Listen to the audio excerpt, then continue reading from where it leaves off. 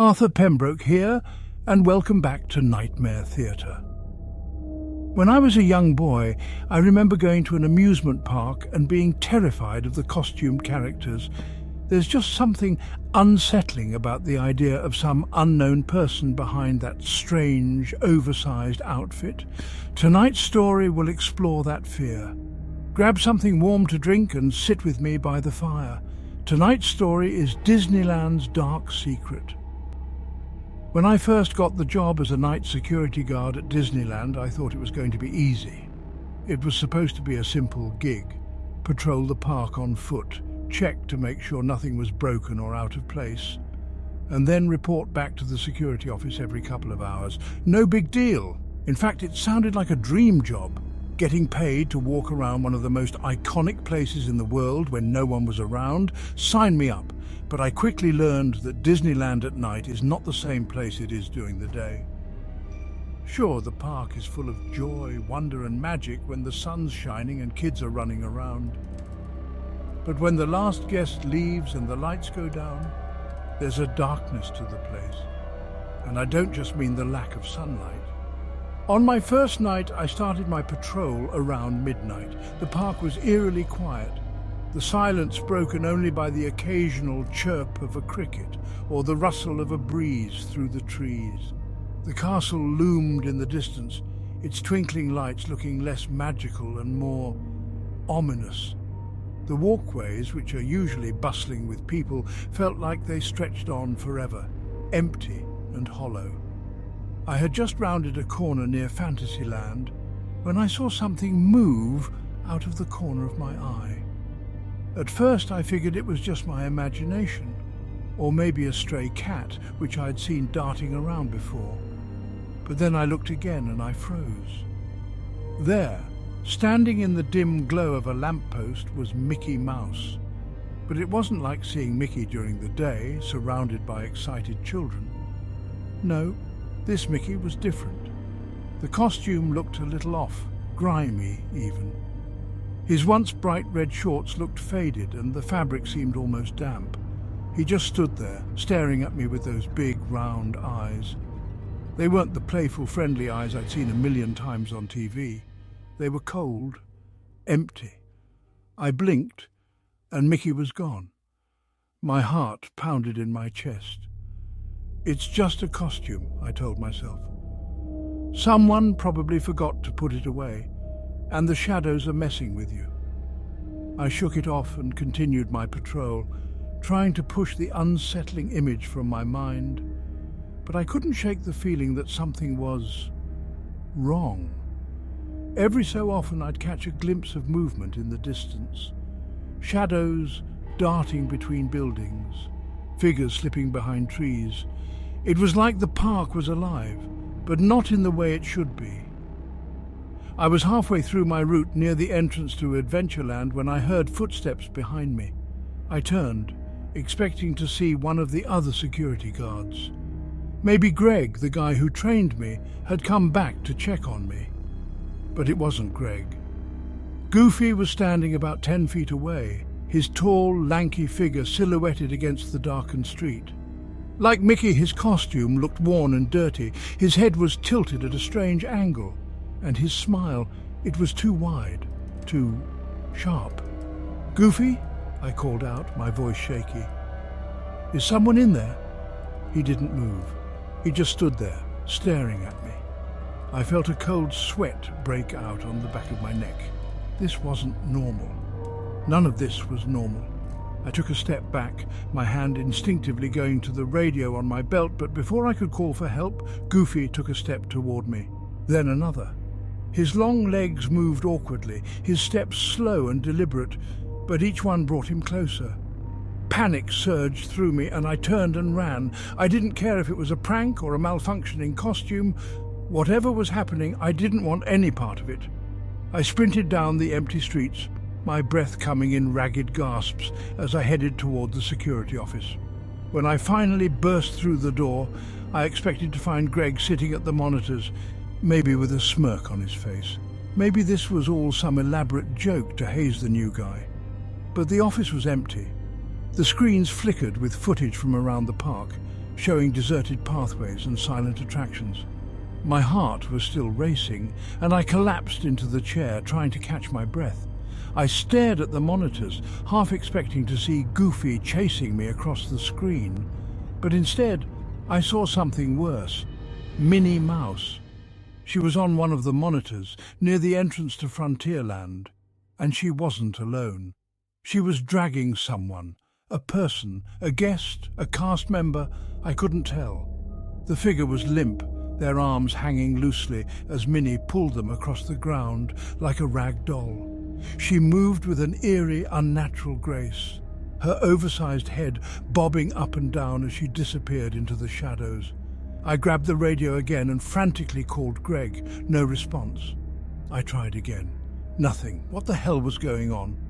I decided to confront it head-on.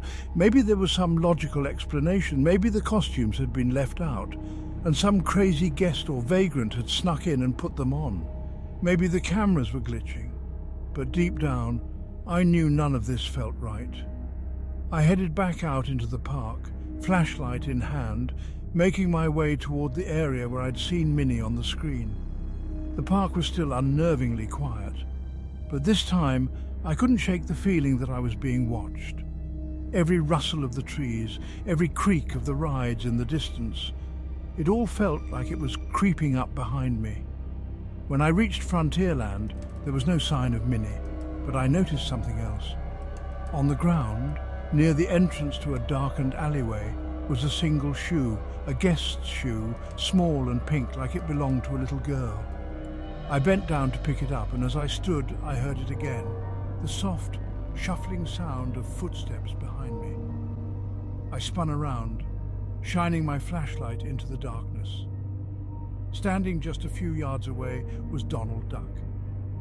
His costume was filthy, stained with something dark and wet. His beak hung open, a twisted, unnatural smile stretching across his face. He didn't move, didn't speak, just stood there, his eyes following me like he was waiting for something. I took a step back, and as I did, I heard a low growl. It wasn't coming from Donald, it was coming from the shadows behind him. Slowly, from the darkness, another figure emerged. It was Winnie the Pooh. But this wasn't the cuddly, honey-loving bear I remembered from my childhood. This version of Pooh was monstrous. His fur was matted and soaked with some kind of dark liquid.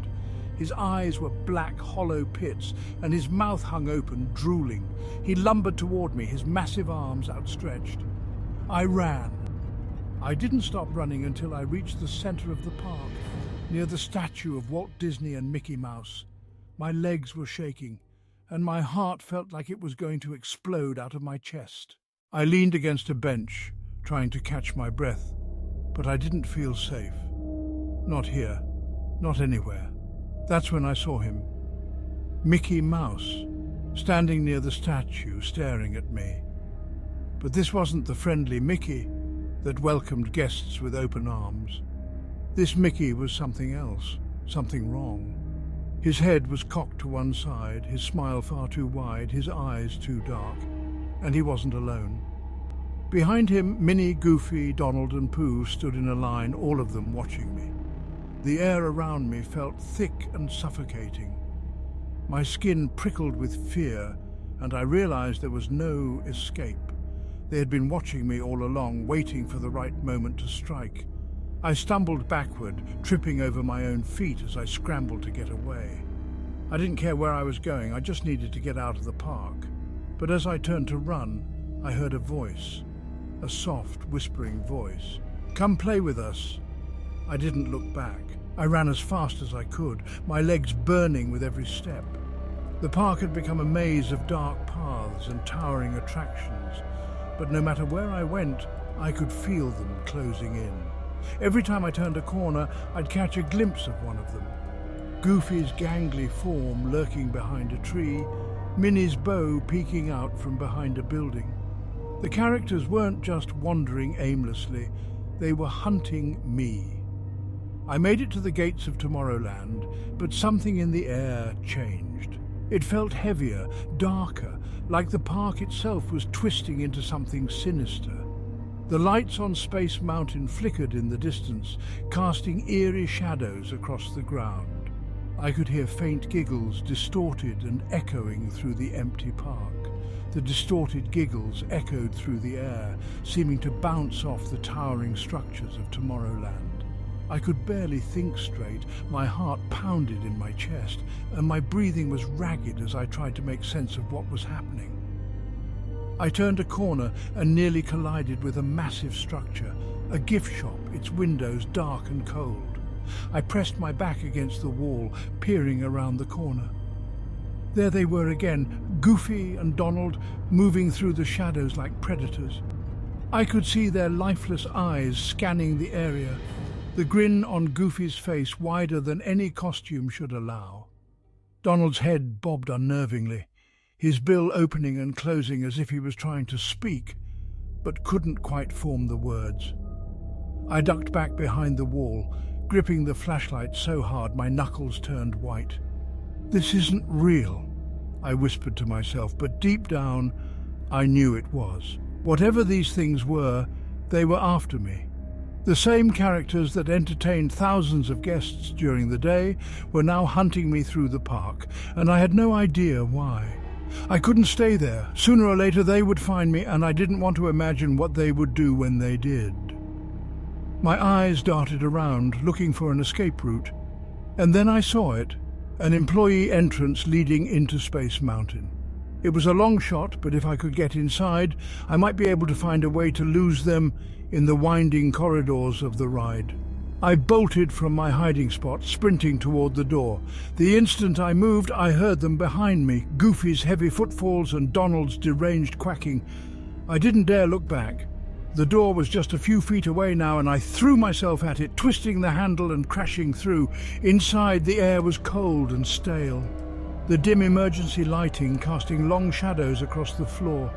I slammed the door shut behind me, bracing myself against it as I tried to catch my breath. My heart felt like it was going to explode, and I could still hear the characters outside, their muffled footsteps moving closer. I stumbled deeper into the building, the fluorescent lights flickering weakly overhead. It was eerily quiet inside, the kind of silence that presses against your ears and makes your skin crawl. I made my way down a narrow hallway, the sound of my footsteps echoing off the concrete walls. Suddenly, there was a loud bang behind me. I whipped around, and for a second, I thought Goofy or Donald had forced their way in, but the hallway was empty. The door remained shut. I couldn't shake the feeling that I wasn't alone. As I moved further into the building, I realized I had entered the backstage area of Space Mountain, the parts that guests were never supposed to see. The hallways were lined with pipes and electrical panels, the smell of old metal hanging in the air. I could hear the distant hum of machinery somewhere deep in the bowels of the building, but other than that, it was silent. That's when I heard it. Faint at first, but growing louder. Footsteps. I wasn't alone. I ducked into a small maintenance room, my hand trembling as I clicked off the flashlight.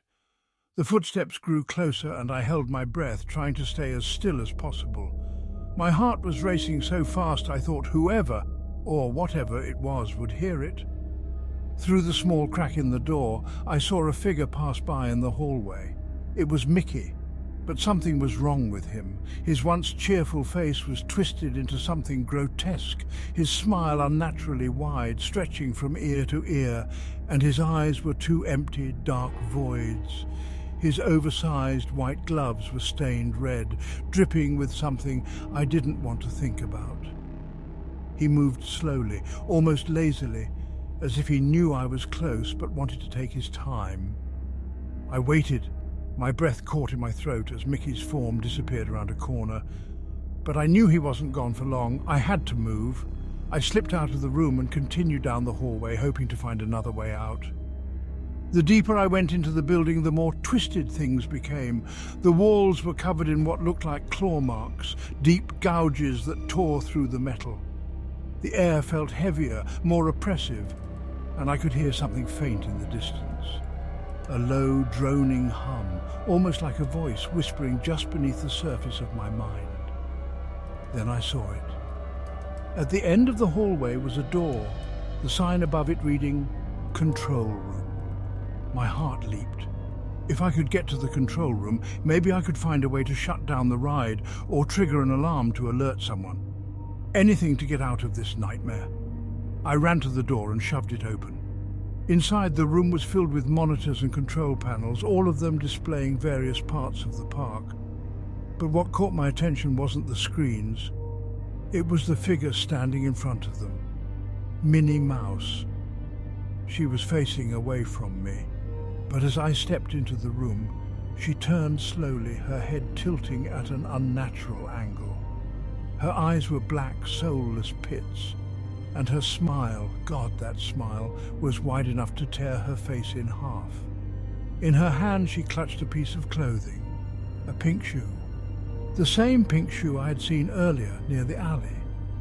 Behind her, on one of the monitors, I saw it. A child, a little girl no older than 6 or 7, her face pale and scared as she huddled in a corner of what looked like a backstage storage area. And standing over her, looming in the shadows, was Mickey. Suddenly, everything made sense. The characters, Mickey, Minnie, Goofy, Donald, Pooh, they weren't just wandering aimlessly, they were hunting, and I had stumbled into their game. Before I could react, Minnie lunged at me. I barely managed to dodge as Minnie's gloved hands swiped at me, her strength far greater than it should have been. She let out a low, guttural growl, her oversized head snapping back and forth in a grotesque parody of the cheerful character she once was. I scrambled toward the control panel, slamming my hand against the buttons, hoping to trigger something, anything, that could help me. The monitors flickered, and I saw the park's emergency lighting system flash on across the park. Alarms blared through the speakers, a mechanical voice repeating over and over, "Evacuate the park! Evacuate the park!" But I knew it was useless. There was no one left to evacuate. I turned to face Minnie just as she lunged at me again, her hands outstretched. I grabbed a nearby chair and swung it at her, connecting with her midsection. The impact knocked her back, but only for a moment. She recovered quickly, her head twisting unnaturally as she let out a high-pitched screech. I ran for the door, slamming it behind me as I fled back into the hallway. I had to find the girl. She was still out there, trapped with those monsters, and I couldn't leave her behind. As I sprinted through the winding corridors, I heard them behind me. The characters, their footsteps echoing through the halls, getting closer with every second. I burst through a set of doors and found myself in the backstage area of the It's a Small World ride. The walls were lined with disassembled animatronics, their lifeless eyes staring at me as I ran past. The backstage area of It's a Small World felt like stepping into a nightmare within a nightmare.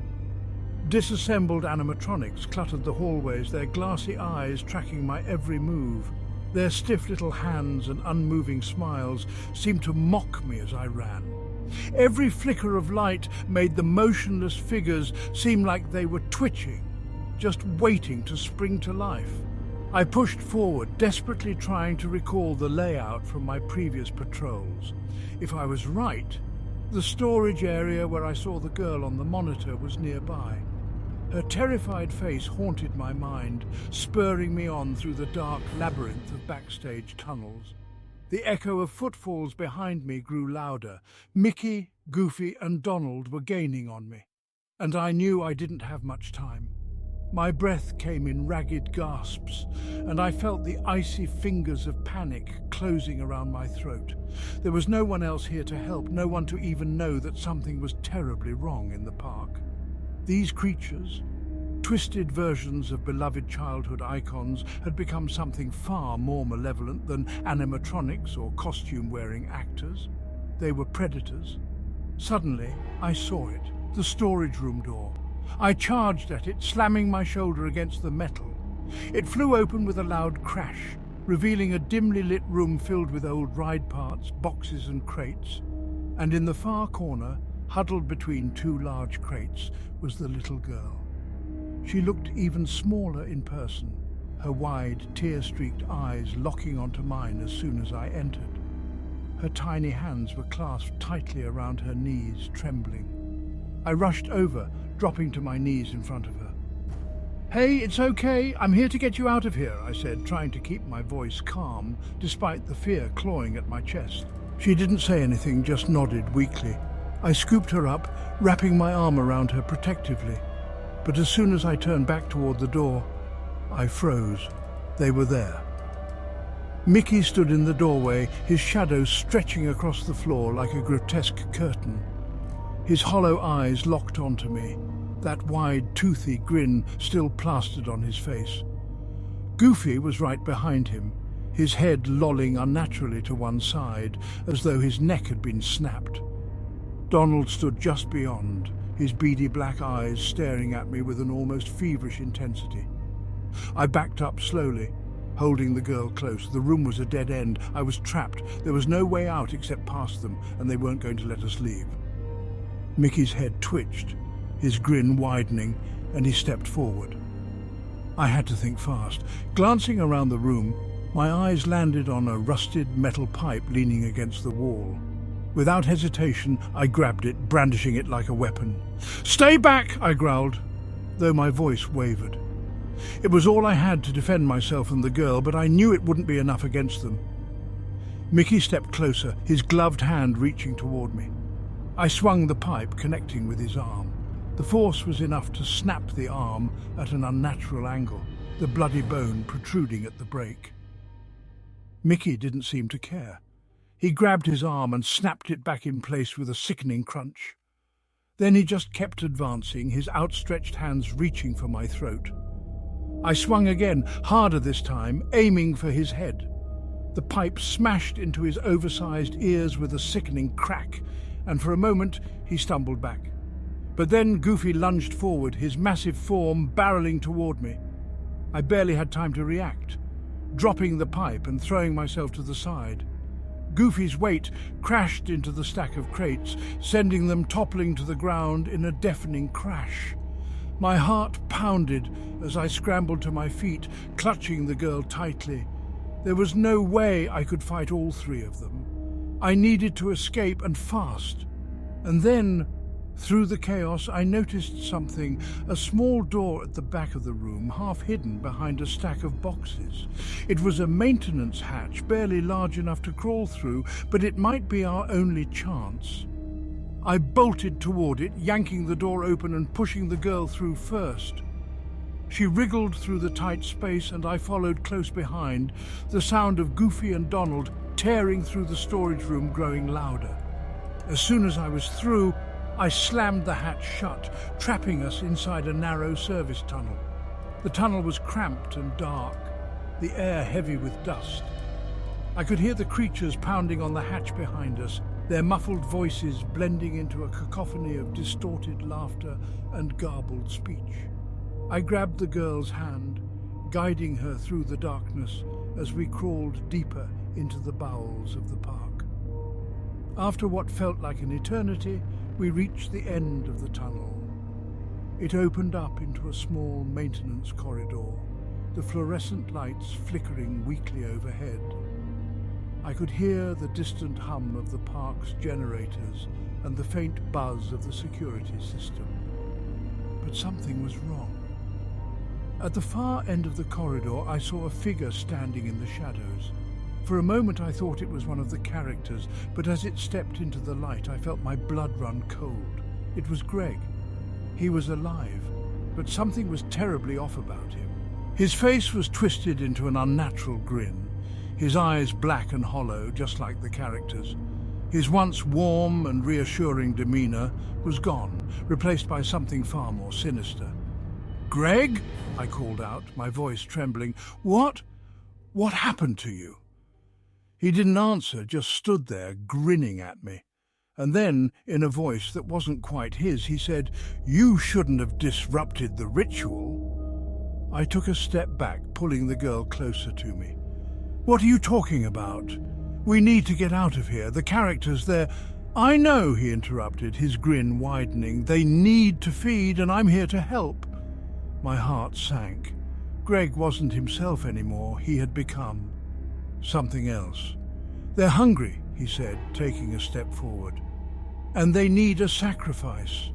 I felt a chill run down my spine as I realized what he meant.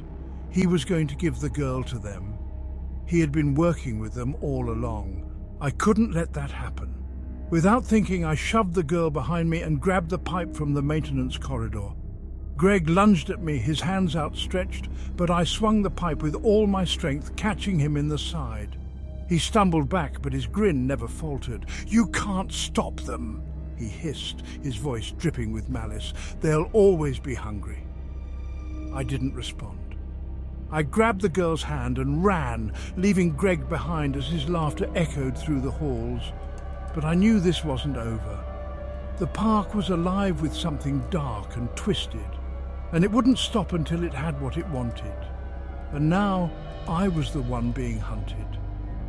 We ran through the dimly lit maintenance corridors, the little girl clutching my hand tightly as we sprinted deeper into the park's underbelly. Greg's laughter echoed behind us, but I didn't dare look back. My heart pounded in my chest, and each breath felt like fire in my lungs. But I knew we couldn't stop. Not yet. The park was alive in ways that no one could have ever imagined, and now Greg, no, whatever was left of him, was part of it. He had become something twisted, an extension of the evil that had taken root in this place. We burst through another door and found ourselves in an old service tunnel that hadn't been used in years. It was dusty and smelled of mold, but I could see light ahead, a faint flicker of hope in the distance. As we neared the end of the tunnel, the pounding footsteps behind us grew louder. The characters were coming, their monstrous forms closing in on us. They were relentless, and they wouldn't stop until they had what they wanted.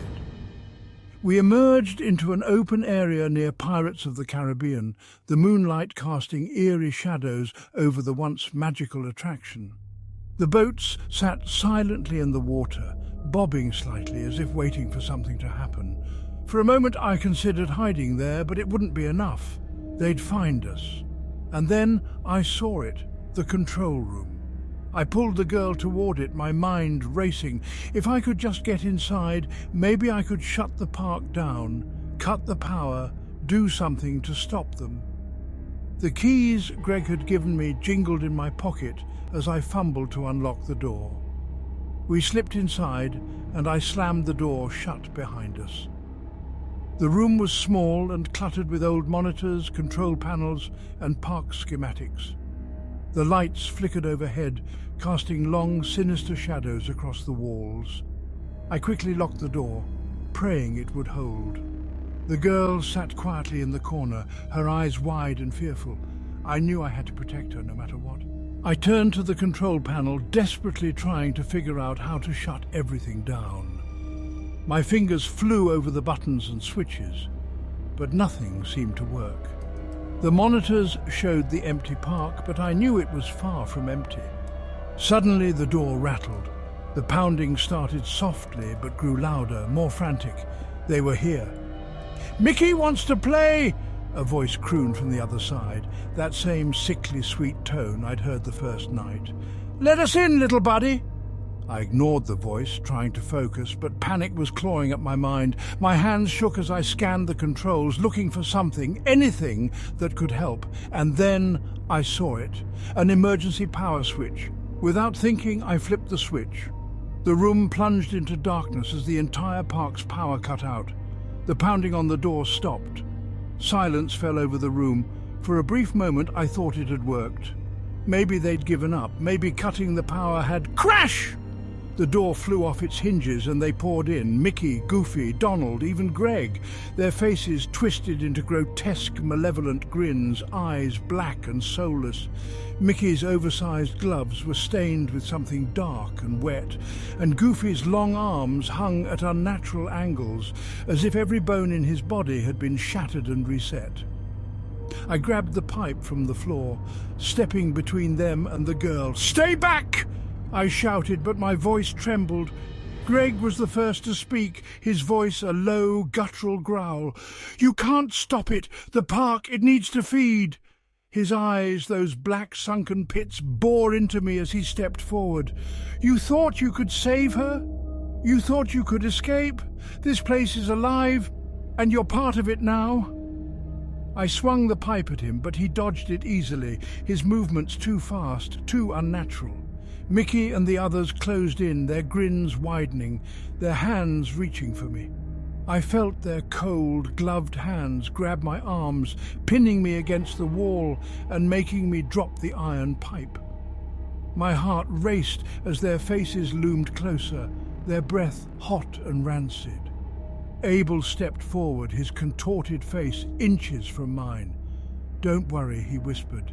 "It'll all be over soon."